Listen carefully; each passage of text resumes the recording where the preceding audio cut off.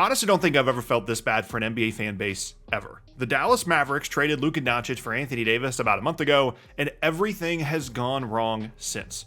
Davis played less than one full game before getting hurt, and now Kyrie Irving has gone down as well. In a devastating turn of events, Irving tore his ACL in a loss against the Kings, and what was already a disaster for the Mavs has somehow only gotten worse. If you've been paying attention to the Mavs at all since the Luka trade, you know that things have not been going well. You've got fans getting kicked out of games because they want the general manager to get fired. You've got protests against the team. You've got a new executive every other day coming out and talking about the long-term issues that they had with Luka and trying to justify the trade in the public's eyes. But also, they've been relying a ton on Kyrie Irving. Since the Luka trade, Kyrie Irving was leading the entire NBA in minutes. And part of that was calculated for Dallas. When they traded away Luka, they felt like Kyrie could be the offensive leader for them. And they didn't necessarily need Luka's skill set because they had Kyrie's, and that he could be the offensive creator that they needed.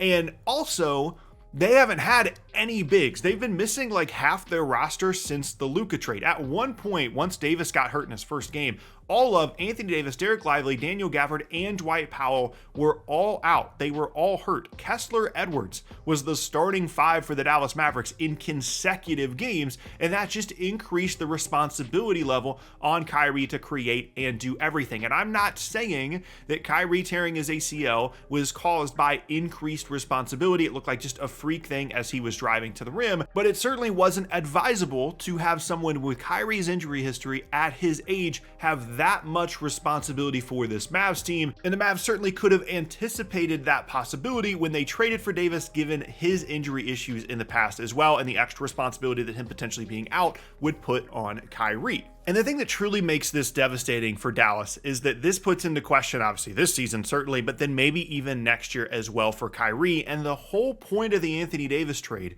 was that they felt like their chances of winning the NBA title, not getting to the finals, winning the NBA title, were better this season and next year and maybe the year after that with Anthony Davis on the roster in place of Luka. They felt like that trade package, AD, Max Christina first, helped them win a title over the next two seasons more than having Luka did. And they had concerns about Luka's health long-term, but they traded long-term ceiling in exchange for short-term title contention. They can say whatever they want to publicly about Luka. I'm sure that they know and they knew that Luka long-term was a better asset than Anthony Davis, and they wanted to try and contend this season and next season. And seeing the combination of Kyrie and Anthony Davis in the postseason with this roster, with their defense, with their two-way players, was something that I was intrigued by. And although the Luka trade is a complete disaster from a long-term perspective, I did at least see Dallas as a little bit of a threat in the postseason.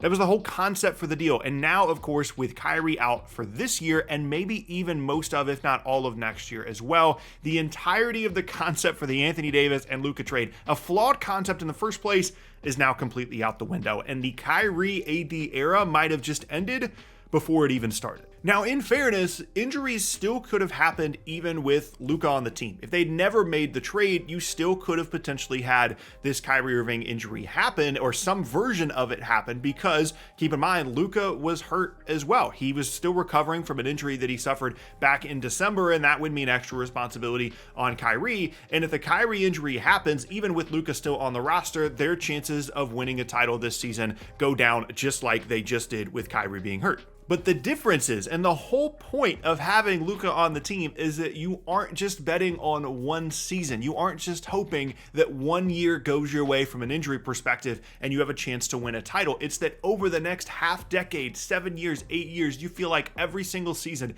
if you put the right pieces around Luka, you have a chance to contend for a title, which was proven last year. That's the whole point of having Luka on the team. He's one of the best players in the entire league. You have that guy on your roster, you're good to go for the next couple of years. And now you can see the difference in what having Anthony Davis on the roster means, because that long-term ceiling just does not exist. As long as you have Luka, you can figure it out, but now your window is significantly shortened and you're one free Kyrie injury away from this era basically being completely over. And this timing is especially brutal for Kyrie as well, because he was expected to be a big free agent this offseason. He has a player option for $40-something million this offseason, and the expectation was that he was going to decline that option and get a big new contract, presumably with Dallas, but there were some other options out there as well, depending on how Dallas's season ended. One of the other big risks of the Luka trade was that they didn't have Kyrie locked up long term, and he's someone that certainly has been willing to jump around to a couple of different spots throughout his career. But now with this ACL injury putting next season in question as well,